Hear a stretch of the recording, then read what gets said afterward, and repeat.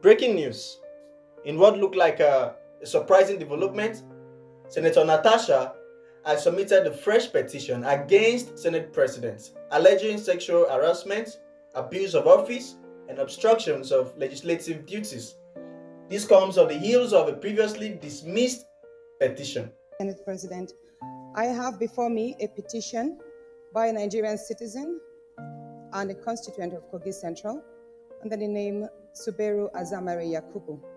And the petition is against the President of the Nigerian Senate, Senator Godswill Akpabio, for sexual harassment, abuses of office, and malicious obstruction of legislative functions of distinguished Senator Natasha Akpabio. So with your kind permission, may I please lay this petition? Because as you know, yesterday... Is there any legal impediment? On the subject matter, none, sir. None, sir. Please proceed to lay the petition. Distinguished colleagues, Senator Natasha Akpabio has a petition from her constituents, and she has also further confirmed before all senators that the matter in issue is not in any court of law. I have no reason not to take her word for it. So accordingly, the petition is referred to the Committee on Ethics, Code of Conduct, and Public Petitions to revert to the Senate in 4 weeks. Now let's revisit the incidents that took place yesterday. The Senate Committee on Ethics, Code of Conduct, and Public Petitions had previously dismissed Natasha's petition against Akpabio, citing breaches, and the committee also noted that the petition was signed by Natasha herself, contrary to Senate Order 40, which requires petition to be endorsed by another individual. Section 60 of which says, we shall regulate our procedure. Secondly, we are guided by the rules of this Senate. Section 40, subsection 4, of which also says, no senator shall personally sign a petition to be laid before this Senate. It's not about Committee on Ethics. It's not about waiting for the committee to take a decision. It's about whether this matter is right to be referred to the committee. Mr. Senate President, you were being emotional because you didn't want to be seen as trying to stop this allegation. That was why you even allowed it to be referred. The Senate erred by referring it to the court. Is not competent to stand before the Senate. That is the issue. It was signed by the most distinguished Senator Natasha Akpabio, for whom I have a lot of respect. We cannot rewrite our rules because of anyone, and we'll be setting a dangerous precedent. Number 3, other than Constitution and the rules, the Senate is guided by customs and conventions, parliamentary customs and conventions.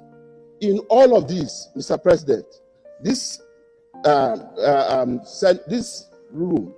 petition cannot stand for 2 reasons. 1, the issues and allegations of sexual harassment are already issued before the court.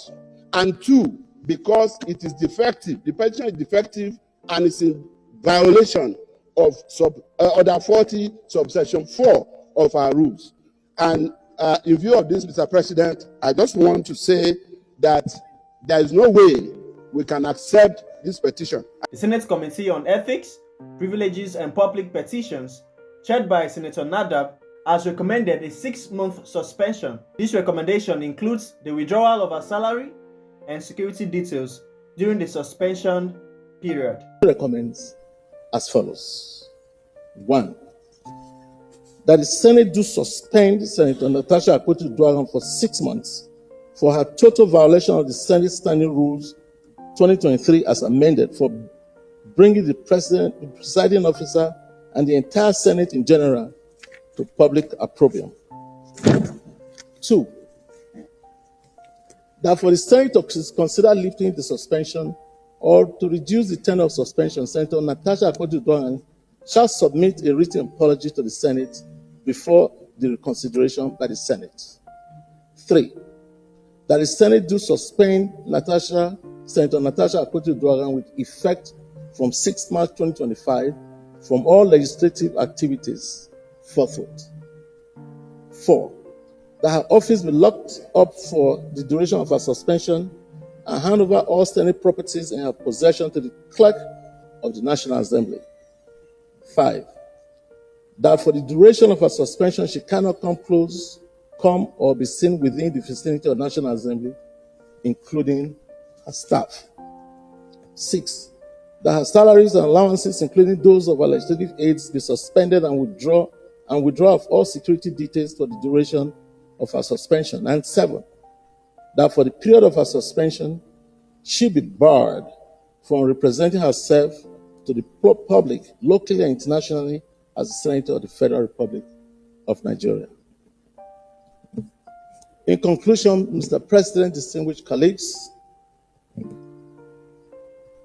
my most distinguished and respected colleagues, on behalf of the Senate Committee on Ethics, Code of Conduct and Public Petition, we appreciate the Senate President and our distinguished colleagues for the opportunity granted us to serve Nigerians through the Committee of Ethics, Code of Conduct and Public Petitions, respectfully submitted for consideration and approval. Thank you, Mr. President, distinguished colleagues. The committee's decision stems from Natasha's recent allegation of sexual assault against Senate President Akpabio, which the committee deemed frivolous. Additionally, the committee noted her absence during its investigative sections as a factor in their recommendation. During the plenary section on Thursday, Senate Minority Leader Abba Moro acknowledged Natasha's violation of Senate rules but appealed on her behalf. And going forward, having admitted that we are one family in this Senate before, that we will continue to remain the one family that we have adopted for ourselves in the past, believing that Nigerians are looking up to us for laws and checks that will bring succor to the ordinary Nigerian. I think that, as unfortunate as it is, this distraction is avoidable.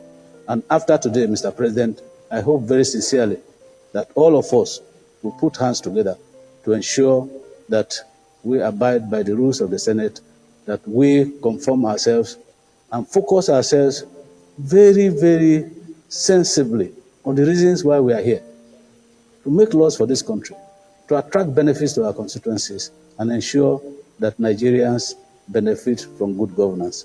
He proposed reducing the suspension from 6 months to 3 months, urging his colleagues to temper justice with mercy. While others are against Natasha's move, Ezekwesili, former Minister of Education and human rights advocate, did not hold back her criticism of the Senate's handling of the matter. She described the dismissal as a democratic aberration and a blot on Nigerians' democracy. She took to social media, assuring Natasha that she would never work alone in her pursuit of justice. Personally, I think the Senate's deliberation on Natasha's suspension is not just a political decision. It's actually a defining moment for Nigeria's democracy. The push for 6 months suspension, coupled with the withdrawal of her salary and security, feels like a harsh political statement rather than just disciplinary action. The accusation against her, particularly regarding Senate President Akpabio, has stirred controversy, making this issue even more than just about parliamentary conduct. It's about power, accountability, and fairness. At the heart of this issue is a woman who dared to speak out, now facing the full weight of the Senate's disciplinary measures. Nigerians will continue to ask whether it's a justified consequences. The decision made today will not only affect Natasha, but also set a precedent for how dissenting voices are treated in Nigerian political space. Okay guys, so I saw this just a few minutes ago and I decided to share it with you. Please do well to drop your comments and also share this video. Until next time, bye bye.